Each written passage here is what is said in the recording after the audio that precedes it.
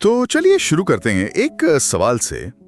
क्या एक प्रेडेटर मतलब एक याउचा की कहानी एक coming of age teen drama जैसी हो सकती है? सुनने में थोड़ा अजीब लगता है ना? हाँ बिल्कुल, लेकिन डैन ट्रैक्टनबर्ग की नई फिल्म प्रेडेटर बैडलैंड्स के बारे में जो शुरुआती जानकारी आई है वो कुछ इसी तरफ इशारा कर रही है। बिल्कुल, मतलब इसमें स्पेस है, एक्शन भी है, लेकिन कहानी का जो दिल है वो टिका है रिजेक्शन, ट्रेजेडी और सेल्फ बिलीफ पर। और ये फ्रेंचाइज के लिए एक बहुत बड़ा रिस्क भी है। बहुत बड़ा।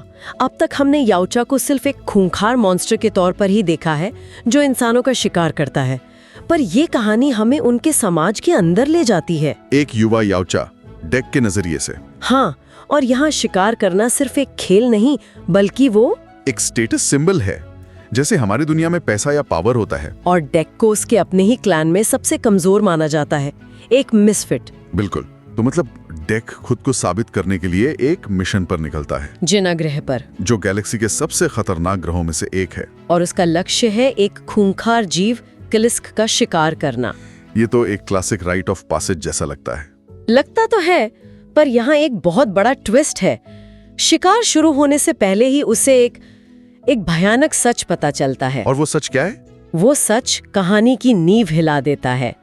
उसके पिता, जो क्लैन के चीफ भी हैं, वो ये खुलासा करते हैं कि उन्होंने डेक के बड़े भाई क्वे को उसे मारने का हुक्म दिया था। एक मिनट, क्या उसका अपना पिता? जी हाँ, वो डेक को क्लैन के लिए एक कमजोरी मानते थे। ये तो यूटिजा समाज के बारे में हमारी पूरी समझ को ही पलट देता है।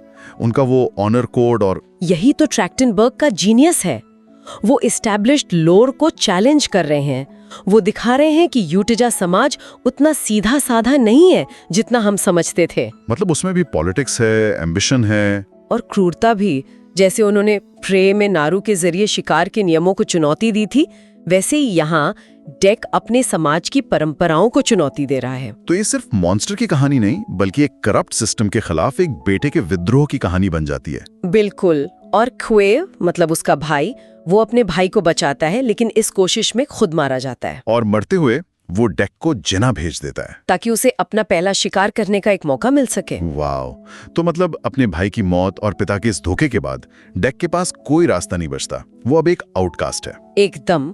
और अक्सर ऐसी ही सिचुएशन किसी किरदार को उसकी असली ताकत से मिलवाती है ना? बिल्कुल। तो जेना पर अकेले उसे मदद मिलती है दो बहुत ही अनएक्सपेक्टेड साथियों से। कौन है? एक है डैमेज्ड सिंथेटिक थिया, जिसे एल फैनिंग ने आवाज दी है, और दूसरा एक अजीब सा छोटा जीव बड। और ये तीनों मिलकर एक नया क्लैन बनाते हैं, एक फाउंड फैमिली। ये कमाल की बात है। मतलब उसका असली परिवार उसे ठुकरा देता है, लेकिन ये अजनबी उसके साथ खड़े होते हैं। हाँ, ये प्रेडेटर फ्रैंचाइज के लिए बहुत ही रेडिकल आइडिया है। एक याउचा, एक एंड्रॉइड और एक एलियन पेट। ये तो थोड़ा गार्डियंस ऑफ द गैलेक्सी जैसा साउंड कर रहा है। कुछ वैसा ही। और सबसे दिलचस्प बात क्या है कि इसमें एक भी इंसान नहीं है। एग्जैक्टली। मेरे ख्याल से इंसानों को हटाकर ट्रैक्टनबर्ग हमें याउचा को एक किरदार के तौर पर देखने पर मजबूर कर रहे हैं, न कि सिर्फ एक विलन के तौर पर। सही। जब कोई इंसान नहीं होता तो हम डेक की तरफ से सोचने लगते हैं।